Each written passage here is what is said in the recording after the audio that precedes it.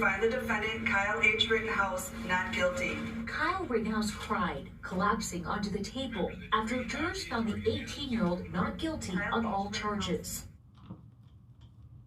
That was Kyle Rittenhouse. You know I'm kind of fuming, right? Come back and join me.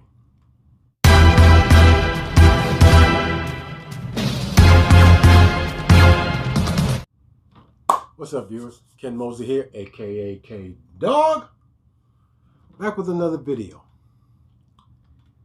If you're new to the channel, I want to say welcome. If you're a returning viewer, I want to say welcome back. Well, the big news I've been seeing a couple of days is Kyle Rittenhouse verdict. Not guilty verdict, to be exact. There have been some civil unrest, been a few protests. When I seen it, what shocked me was this little white boy. And I'm wondering what the hell happened. Because this shit happened last year. So, went to reading up on it, went to watching videos on it. And what I'm getting is this dude went out doing a civil unrest, riots, with a gun, a rifle to be exact, to so-called help people during the riot, to stop rioters from burning cars in the parking lot. Now, the first thing that caught my eye before I found this out was I watched him as they were reading the verdict out in court. Watch this shit. Jury find the defendant, Kyle H. Rittenhouse, not guilty. Kyle Rittenhouse cried, collapsing onto the table after jurors found the 18-year-old not guilty on all charges. Overcome with emotion, Rittenhouse needed help getting back to his chair. Charges against the defendant on all counts are dismissed with prejudice. The teen was facing 5 felony counts, including first-degree intentional homicide, which carried a life sentence. You see how his ass was shaking right before that verdict? That's that 17-year-old kid kicking up in his ass because he knew what the hell he was facing. His ass was genuinely scared. He knew what that fucking verdict, if that verdict came in guilty, he knew where his ass was going, and he was too light in the ass for that. It didn't hurt him that the majority of that jury were women. Now, I also watched Tucker Carlson for Fox News interviewing him after the fact. Now, if you remember, his lawyer was saying that during his preparation, he couldn't describe what was going on without breaking down. He was so traumatized, and he got some ADHD or whatever D it is. There's always some D shit somebody got after the fact. When we prepared Kyle and we worked on his testimony, there were things we couldn't talk about in my office because it got too emotional and he couldn't handle it. He's in, counseling for PTSD. Let me tell you something. His lawyer prepped him real good, breaking down on the stand with no tears. Me with Mr. Zeminski, and there were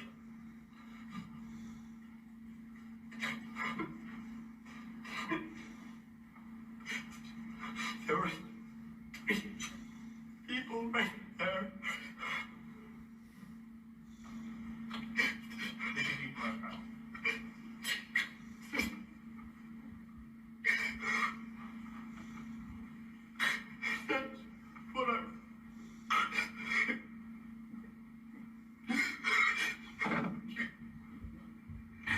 That's right, Ron.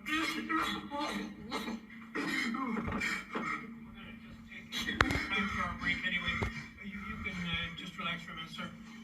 We're going to take a break about 10 minutes, and please don't talk about the case during the break. Read, watch, or listen to any comment. You see how he, right, during it, he looks at the judge like he's looking for a reaction.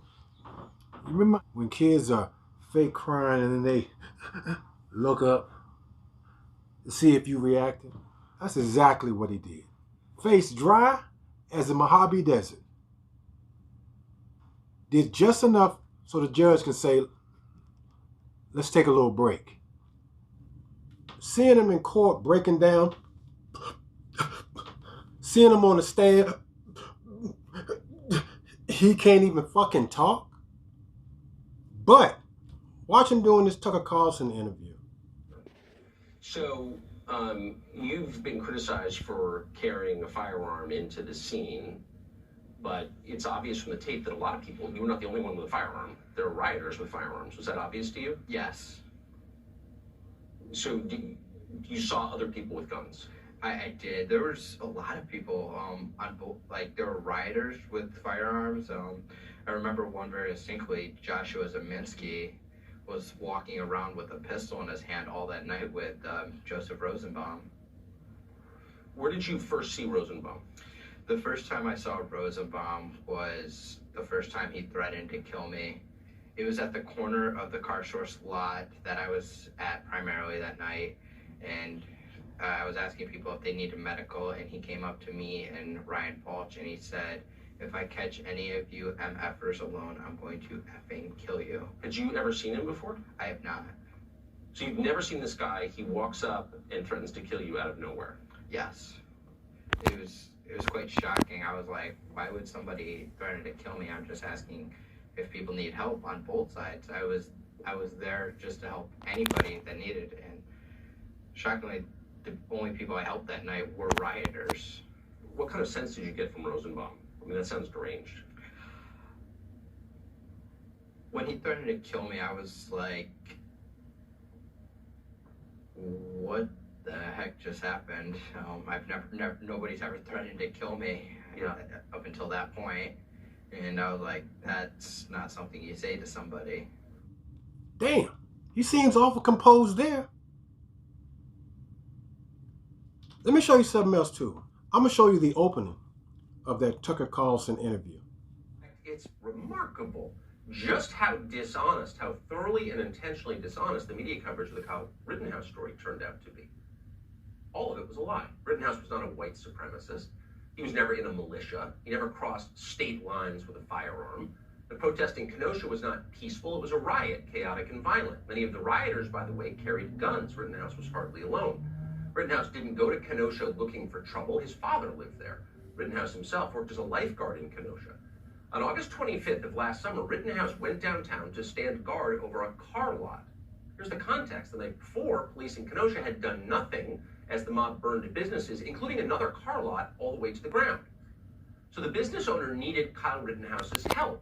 He was looking to a 17-year-old for help, if that gives you some perspective on how bad things were, and he asked for it. As Rittenhouse stood there, rioters threatened his life. Then they attempted to kill him. In the end, Rittenhouse shot 3 attackers as he tried to run to the safety of the police. A number of media outlets claimed the men Rittenhouse shot were black. In fact, all 3 were white, and all 3 had serious criminal records. We could go on. Again, the media coverage was, from beginning to end, a tapestry of lies. If you watched the trial last week, you know that. But what about Kyle Rittenhouse himself? What is he like? Apart from his testimony in court, few Americans have ever heard him start one observation, which you can't resist making. It's hard to ignore the yawning class divide between Kyle Rittenhouse and his many critics in the media. Rittenhouse comes from the least privileged sector of our society. During high school, he worked as a janitor and a fry cook to help support his family. Last year, he got into college at Arizona State, and he's very proud of it. In the world Kyle Rittenhouse grew up in, it is not a given that kids go to college. It's not even close. During the course of our long conversation, Kyle Rittenhouse struck us as bright, decent, sincere, dutiful, and hardworking. Exactly the kind of person you'd want many more of in your country. He's not especially political. He never wanted to be the symbol of anything. Kyle Rittenhouse just wanted to keep violent lunatics from setting fire to cars. In the America he grew up in, that was considered virtuous. So if Rittenhouse seems a little bewildered at points during our interview, thinking back over the last year and what happened to him, that's probably why. A lot of the things he assumed were true about this country turned out not to be true at all. So in that way, he speaks for many of us. Now, Tucker Carlson makes it real clear that there's a cultural divide between Kyle Rittenhouse and other members of society.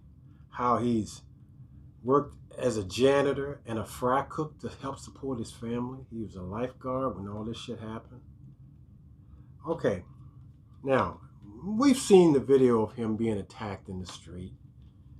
And I got nothing against, if somebody's threatening you, your personal being, it's your responsibility to make sure they don't threaten nobody else. I understand that. I'm going to let you in on something. You remember the movie Kong, Skull Island, with Samuel L. Jackson and all, and he went to the island? Well, you remember the scene where John C. Reilly said, you don't come in somebody's backyard dropping bombs unless you picking a fight. You don't go to a riot with an AR-15 type weapon unless you're looking for trouble. And that's exactly what he got. He went out there, a kid in a man's game, and got exactly what he deserved. A fucking ass whooping. He got his ass kicked because he was someplace he had no business being. There's an old saying, child, stay in a child's place.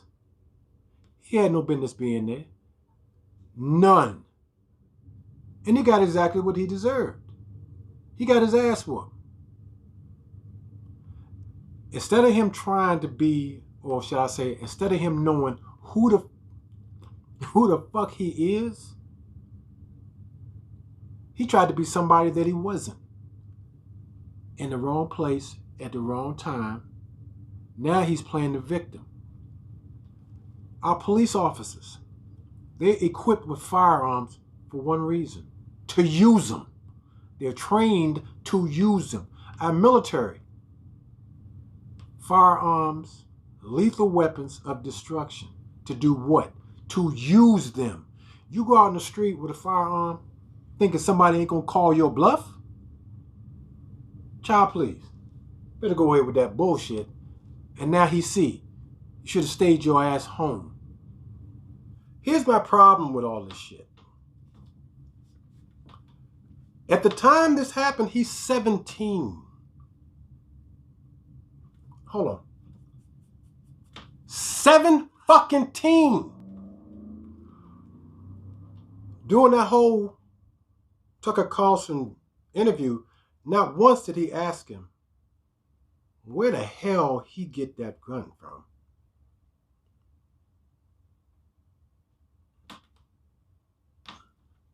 Huh? Where the hell did he get that fucking gun from? That wasn't a handgun. That's a fucking rifle. Where'd he get that from? Mr. Upstanding. Evidently, he ain't that far divided from the rest of the population. I'm going to tell you something else I got a problem with. A couple years ago, before the pandemic, me and my wife were going to go to the Dominican Republic. And my mother put in my wife's ear that they were having a little bit of civil unrest down there. So that scared my wife. She didn't want to go. My point was, I don't give a damn about no civil unrest. I'm not going to the civil unrest. That shit ain't got nothing to do with me. My point is this. You 17. And you can tell by the way this boy looked, he lighting the ass. What you doing going to a riot? If you ain't planning on doing something, it's a riot. Keep your little bitch ass at home. Because what it boils down to is, you had a firearm and you didn't know how to use it. You knew how to use it wrongly, but the minute your ass got scared, you hitting that trigger.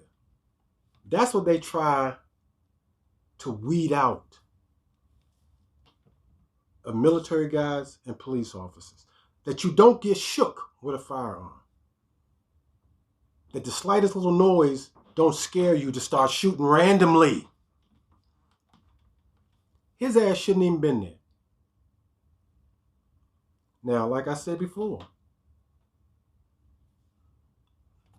he said a guy threatened him. Guy said he was going to kill him, cut his heart out. All right, fine. Why don't you take your little ass home? No, not you. You walk in the streets with your gun. Mentally and emotionally, you are in no position to be in that situation.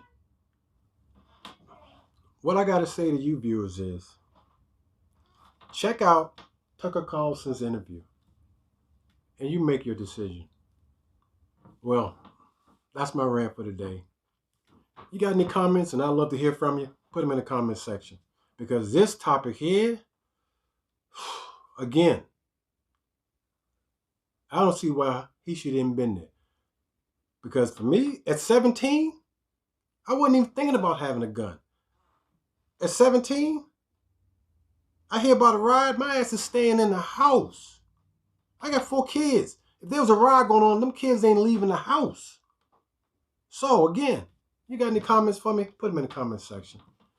Hit that subscribe button, please. It's Kim Mosey, aka say it with me, K-Dog. I'm out. Peace.